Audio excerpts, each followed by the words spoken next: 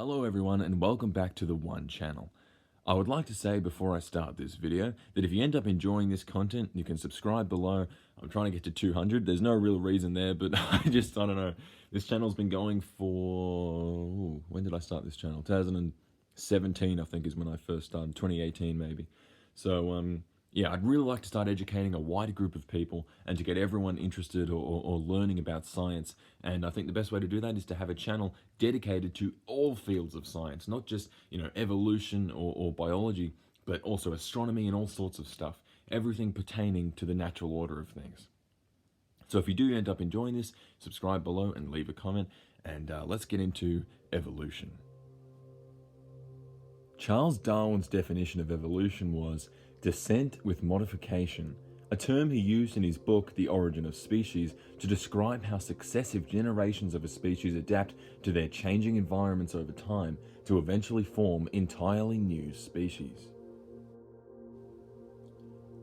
So what actually is evolution?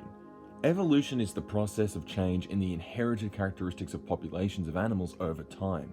The crux of the theory is that all life today has evolved and diverged from simple ancestors that lived in the seas over 3 billion years ago. This means that all animals are related to each other. Accumulated evidence from biology, genetics, and fossils supports evolution as the unifying theory that directs our understanding of life and its history.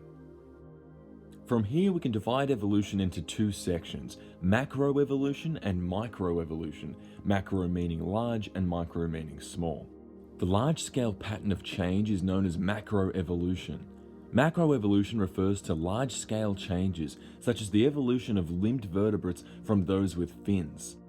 Other examples of macroevolution are the emergence of the shelled egg, freeing some land-living, four-limbed animals from dependence upon water for reproduction, and the divergence of egg-laying reptiles into other major groups, including turtles and crocodiles. This occurs as a result of small-scale descent with modification, known as microevolution. For example, since their introduction to the United States of America, house sparrow populations in the north and south of the continent have developed differences, with the northern variant becoming bigger, probably as an adaptation to the colder climate.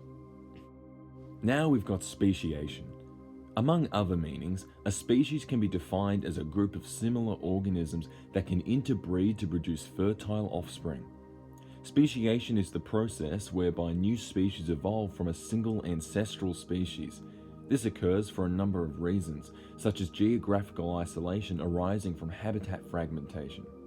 If a small population is isolated from the main group and its members can only share genes with each other, over time they will evolve independently to the point where, if they came back in contact with the original group, they could not interbreed.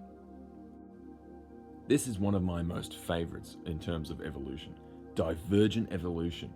Over vast periods of time, repeated speciation has led to evolutionary divergence, where new descendant species become significantly different from their common ancestors. For instance, all life on land has diverged from water-living ancestors, and all living species of mammal have diverged from a common ancestral mammal that lived alongside the dinosaurs. These series of changes arise as a product of Earth's dynamic environments, which vary from place to place and from time to time. Now, as an opposite to divergent evolution, we've got convergent evolution. Sometimes, different organisms will evolve similar characteristics to adapt to the environment that they inhabit. For example, the similarity in body forms of whales, seals, and penguins is the result of similar adaptations to similar ways of life. The common factor is the adaptation of a streamlined body shape with reduced limbs for a more efficient swimming motion. In a similar way, wings have evolved independently in birds and bats for flight. And that was evolution, hopefully a short and easy to understand explanation of this really wonderful and incredible natural process.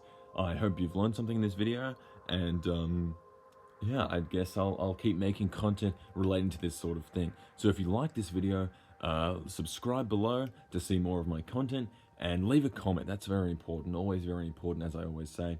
And as always, cheers.